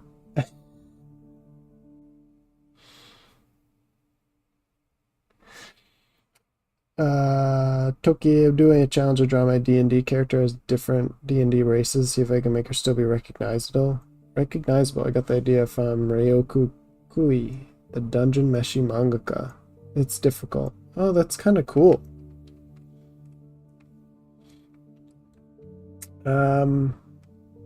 Yeah, that's really interesting challenge. I like that. Like, if you gave your character a potion in the story and they could be any race, like, would you still be able to make them recognizable as them? That's a really interesting challenge. I think Jeff should decide what channel should be in his server. Yeah, I mean, I don't mind taking those suggestions, but I'm definitely going to keep it simple. A lot of people have suggested stuff like the introduction channel and everything like that. I probably won't do that. I'm gonna keep it incredibly simple. Like, it sounds like because I haven't released the Discord that I'm like preparing something epic, and it's that's not the case. I just literally don't have the time to deal with it at the moment. It's gonna be very simple. It's gonna have rules, probably announcements, channel, a place where we can share art, like a general chat, and that's really about it. And I'll consider things as we move forward. I know people are excited and they're gonna want to like create, you know, a place where we can do this and that, a memes channel or whatever, place where we can share cat pictures. I'm just like, just put it all into the general chat. Like, yeah, it's just, they're not intro channels. It's just not a necessity. I'm trying to think of things that are necessary for it to be just a generally good experience for everybody.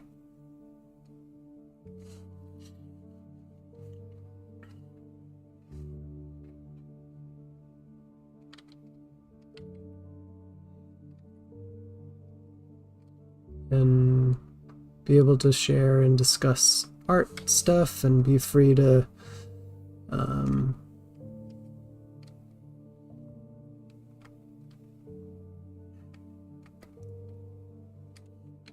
not feel afraid to like post artwork and things like that. And that's about it. That's all we're gonna go with.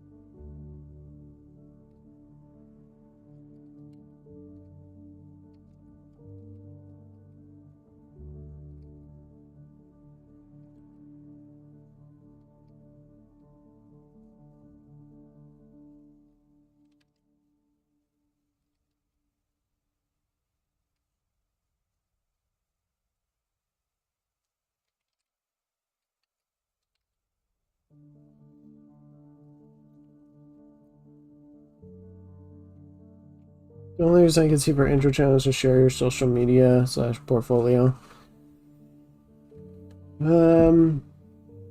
Yeah, I mean, but can't people put their links inside of their like when you, maybe I'm wrong about this, so you guys tell me, can you not put links in your profile? Like the thing that people can like right click and look at profile? Under user info, are people able to put like links to their own stuff?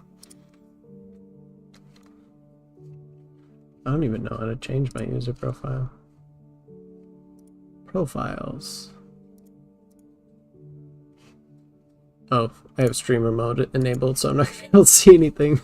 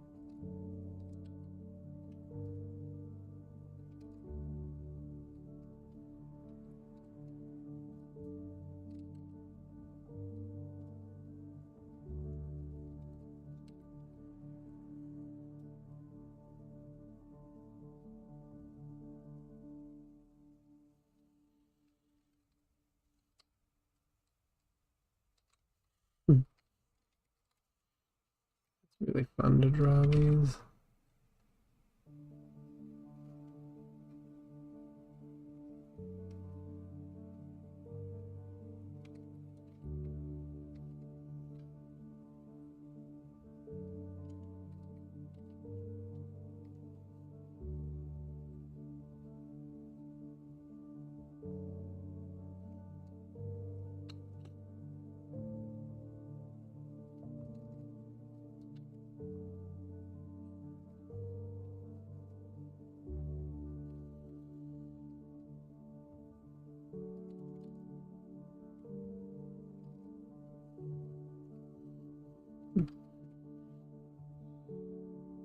You're burning potatoes now.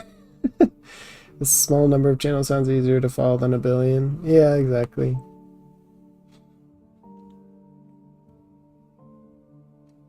You can put links in it if it fits. You have to have Nitro to make individual profiles for each server. Oh, okay.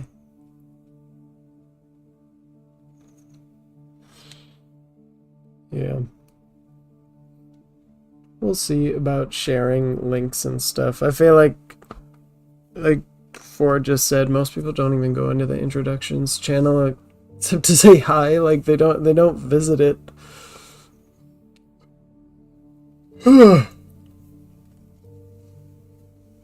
Like if someone's gonna visit somebody because they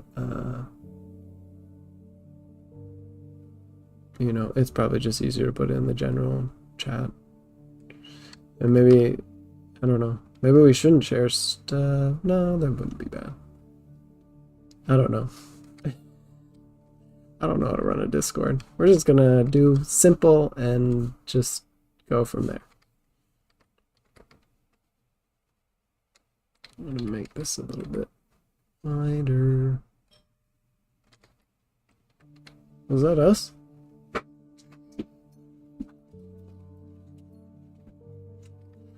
Our doorbell never rings, so that's funky. Yes? Oh, hey, Deb.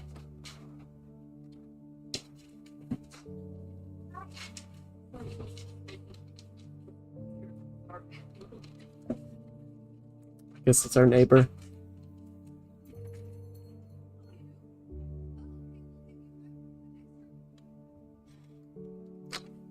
I think we are gonna stop there. We did a decent amount of little drawings today. That was fun.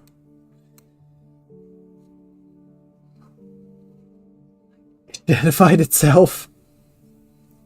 Oh gosh. If you microwave fish, it's gonna make things smell... everything smell like fish. It's probably good not to encourage people to share their ages and where they live or whatever anyways. Yeah, no, definitely don't want that.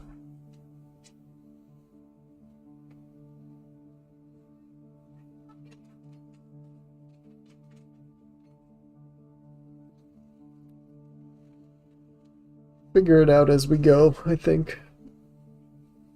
I'll look at some other channels to see what their rules are, and then see what we should do.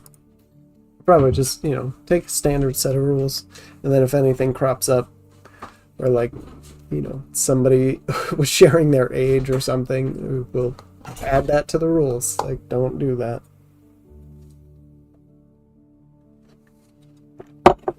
Well, I mean, I think it's okay to share your age, right? I've seen that on other channels. Just,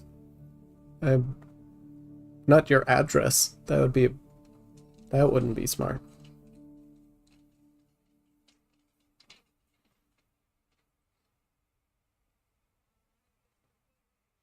Yeah, that is the one thing that I am gonna do for is because you guys mentioned it before, how to protect from spam and making sure it's an invite only link or something. The launch day that we do it, I'll probably just make it open, and then I'll make it I'll shut down the openness of it after the first day so that there's no spam. But I don't, not that there's going to be like a gazillion people, but I don't want people to have to, like if I missed someone accepting someone's invite or something and they're trying to get in.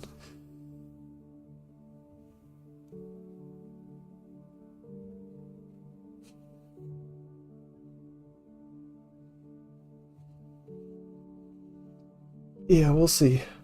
It will go by how people feel on the server. Like, I'm not going to try to restrict anybody from doing anything that's perfectly normal. I don't know. I don't know. You know, weird stuff happens that you have to deal with that you don't expect, right? I think when I had my server last time, thankfully I had a couple mods that were there a few times where I missed some things. Like there was one person posting like overly sexual content or something, and had posted it in like every single channel, and one of the mods thankfully had gone in and deleted everything, and I was like, thank you.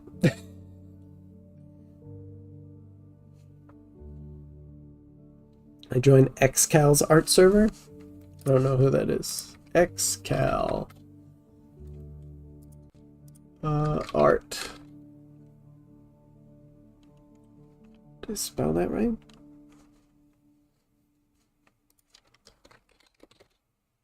I don't even see that.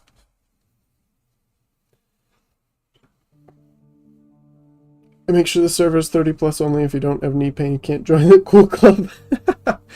No, I'm not gonna do that. Hi, Lucky. Hi. Unfortunately, we're all done for the day. We're just chatting it up before we end, but we drew these chibi head proportion with realistic proportions, people. He's the guy who posts the common mistake every artist makes, shorts on YouTube. Oh. Yeah. Sorry. I still don't know who that is. I think I made these a little too tall, but that's okay. Excaliblator or something. Yeah, I haven't heard of it, but if I see it, I'll check it out.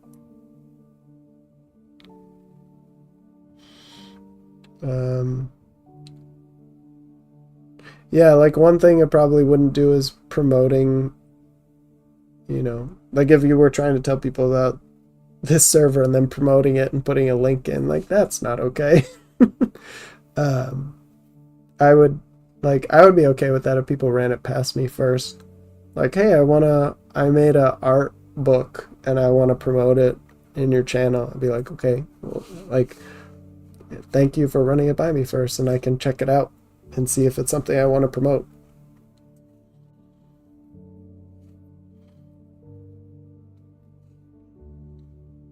Everybody, I trust everybody to have good sense, and if, you know...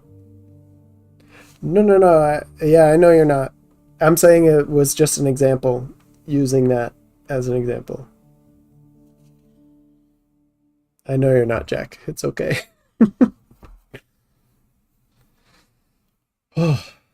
I am not looking forward to the rest of the day. I literally have to write a contract. Instead of doing art, I get to do boring legal stuff. Yay. But again, it's good money, so I have to do it. It won't be so bad.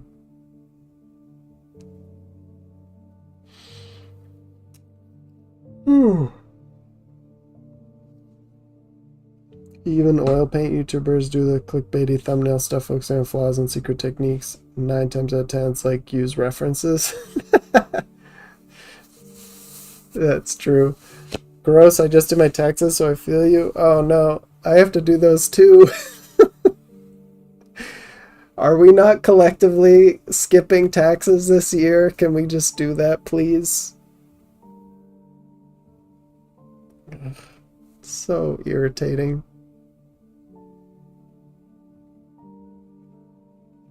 Money for more time to draw. Yeah, you can look at it that way. That's a really positive way to spin it. I call that good investment. I appreciate that, Ryozaki. We shouldn't be so negative. It is true. It does give me more money to do the things that we love.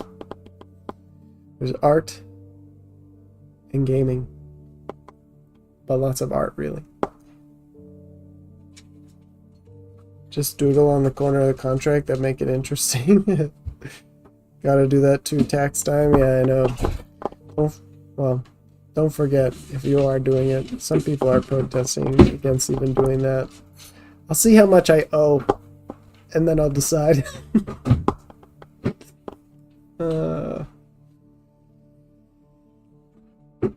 You know, the IRS can't get everybody, but they're gonna get some people, so just be aware of that. Oh. If you live here. I don't know how your taxes work from other places. Okay, guys. It was fun. Thank you for joining. Can't get me, I'm not American. That's good.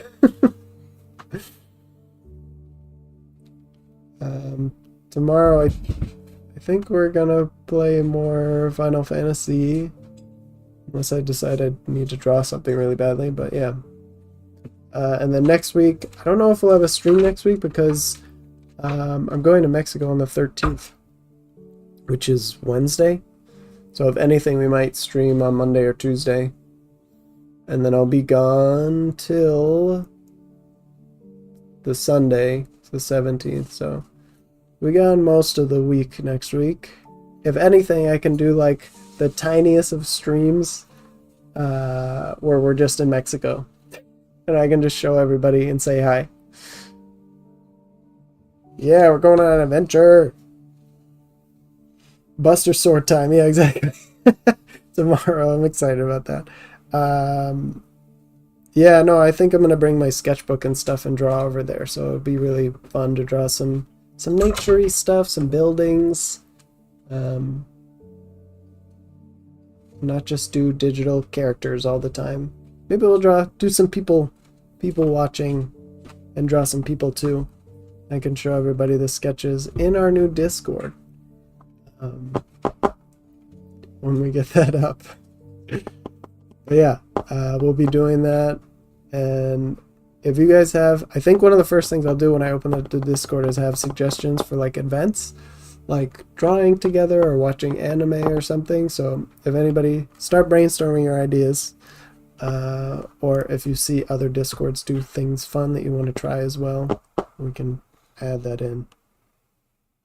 Take pics too. I love drawing characters over travel pics. Oh yeah, that's really cool when you see that. There's an artist that I follow that draws little chibi characters like this on top of like regular pictures. And it's always a cool mashup. I love that. Bring swords and guns instead of sketchbooks. Yeah, I don't think I'd make it to Mexico if I did that. I'm pretty sure I'd get arrested. Alright guys, have a good day, and I'll catch you tomorrow. Stream same time tomorrow. Alright, have a good one.